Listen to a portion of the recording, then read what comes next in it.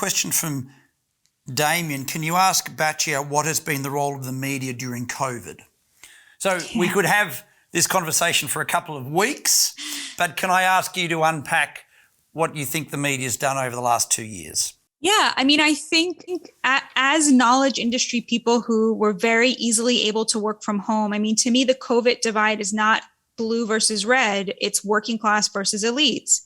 You had these elites sitting at home typing, stay home, slow the spread, right? While relying on the labor of people who are working class, who they forced to go out there and bring them their food. And it was COVID Calvinism, right? They took a marker of their economic privilege and misinterpreted it as a sign of virtue, right? As a sign that they deserved that economic privilege, right? While increasing the gap between the elites and the working class. At no moment did they think to themselves, my God, we will starve to death if we don't force these people to work. I'm not willing to live so high above the people who I depend on not to starve. Put my lot with them. I'm going to be out there with them. At no point did they say that. They said, leave the groceries on the doorstep because I don't want to catch what you have. It was disgusting, and it's still going on.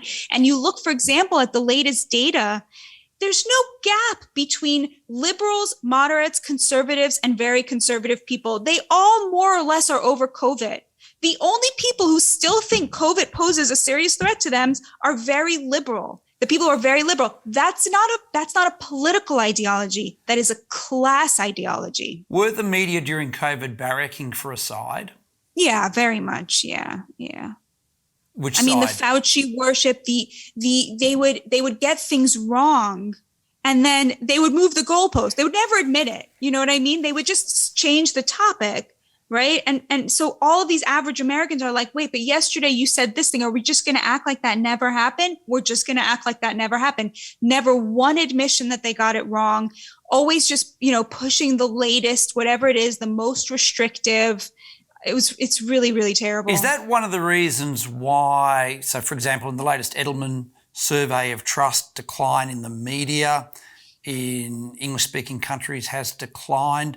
Do you think COVID and the media's reaction to the crisis has permanently changed attitudes to the media, or will they come back?